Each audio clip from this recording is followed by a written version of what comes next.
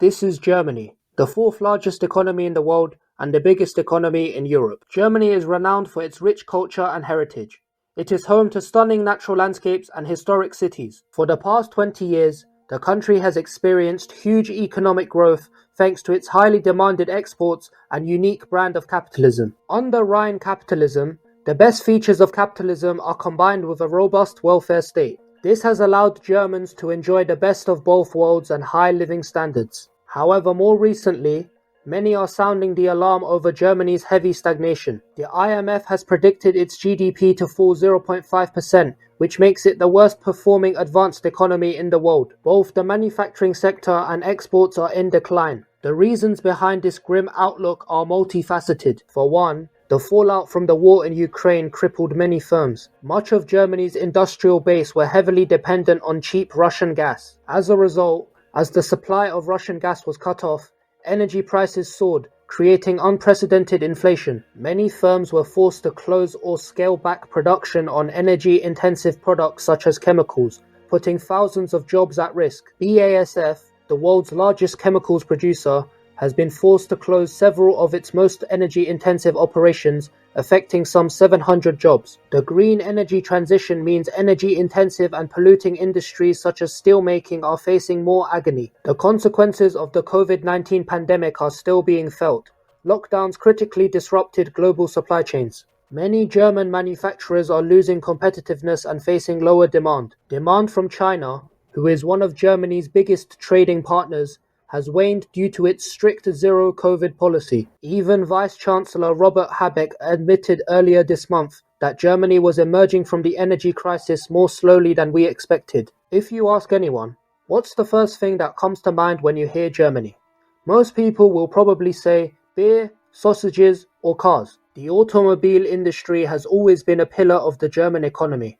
However, nowadays, inflation, slower demand, and high taxes is damaging the industry. The transition to electric vehicles and fiercer competition from China is also creating a headache for German automakers as they lose market share. Domestic troubles and lucrative subsidies from countries such as China and the USA are also incentivizing automakers to relocate away from Germany. German firms such as Volkswagen and BMW are shifting production overseas. Volkswagen is building a new electric car battery factory in Canada. The CEO of Volkswagen cited the reasons for relocation was due to the enticing incentives from the Canadian government, coupled with electricity costs about a third of those in Germany. Even before the war in Ukraine, Germany was facing numerous structural problems. The country had long enjoyed a trade surplus thanks to its export-led growth model. Its exports were worth almost 44% of GDP in 2022. One of the reasons why Germany became a manufacturing powerhouse was due to weak wage growth. From the 1990s until last year, real wage growth rarely surpassed 2% a year. This makes German exporters more competitive. Nevertheless, Germany experienced record wage growth in 2023.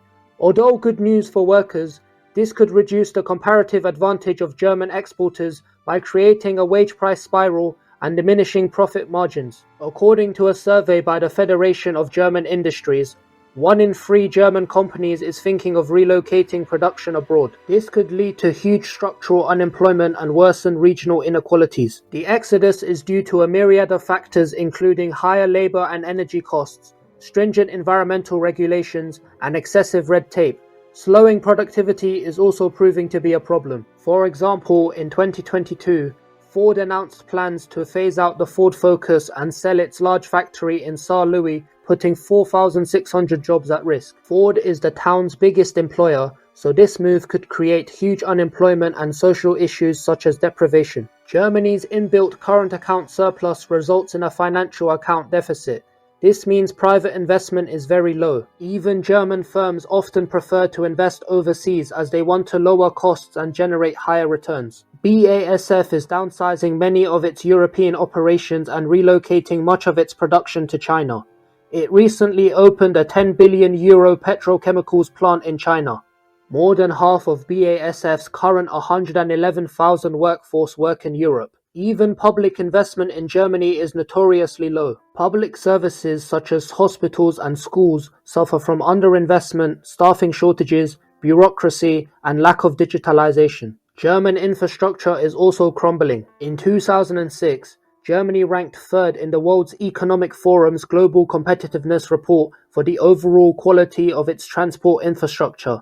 10 years later, it dropped to 11th place. Another issue is changing demographics.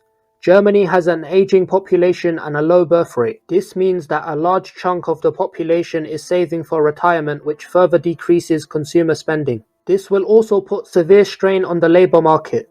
The government estimates the labour shortage could reach 7 million workers by 2035. An IFO survey in August 2023 found 43.1% of German companies lack skilled workers. Inflation is also denting consumer demand. Consumer spending has fallen to just 54% of GDP.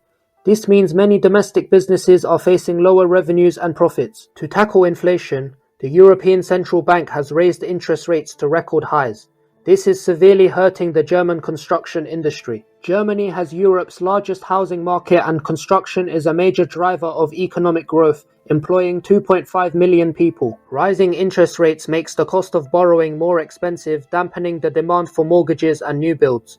Subsequently, house prices have fallen at record rates. Construction firms are also suffering from rising costs and dire labor shortages. Germany is already facing an acute housing shortage of 700,000 homes. Upon entering office, Chancellor Olaf Scholz promised to alleviate the housing crisis by building an extra 400,000 homes a year. However, in 2022, only 295,300 homes were built, well short of the target.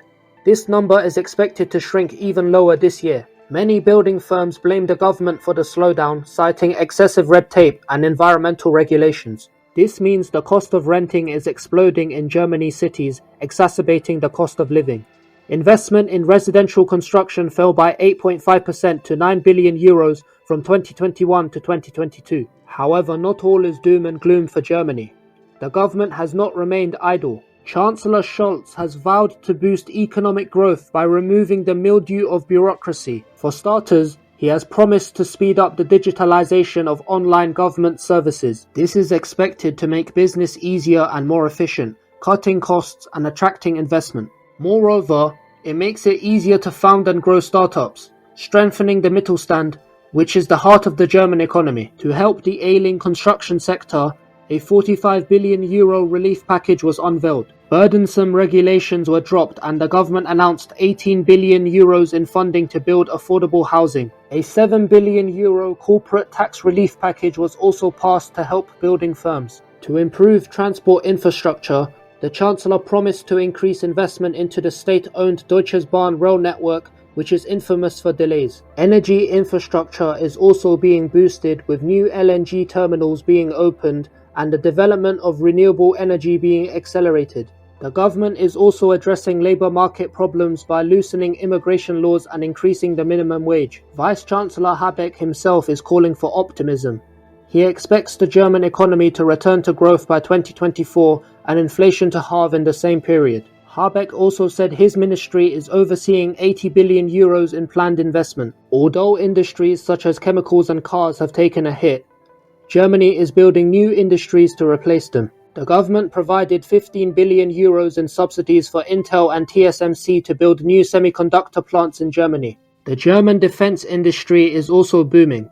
Thanks to the war in Ukraine, many countries including Germany have swelled their defense budget. In 2022, Germany was ranked the 6th largest arms exporter in the world. In 2022, the Chancellor pledged to increase defense spending by 100 billion euros. German arms manufacturers are enjoying high demand and can now produce products without pre-orders. Companies such as Hensoldt and Rheinmetall have enjoyed record high revenues and orders. Hensoldt shares are up nearly 90% since the war in Ukraine began, and Rheinmetall shares have risen 140% in the past year. Many outside firms are switching production lines to enter the defense industry and take advantage of the boom. Germany for years was the envy of Europe.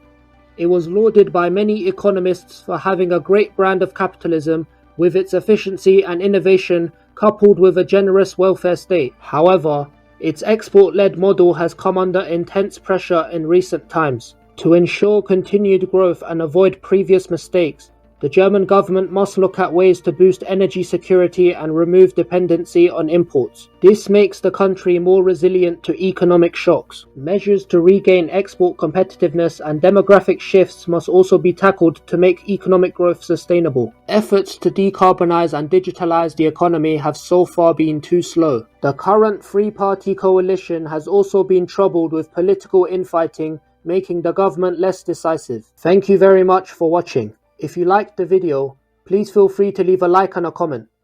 Don't forget to subscribe for more riveting content. As always, we appreciate your support and we'll see you in the next video. Until then, auf Wiedersehen.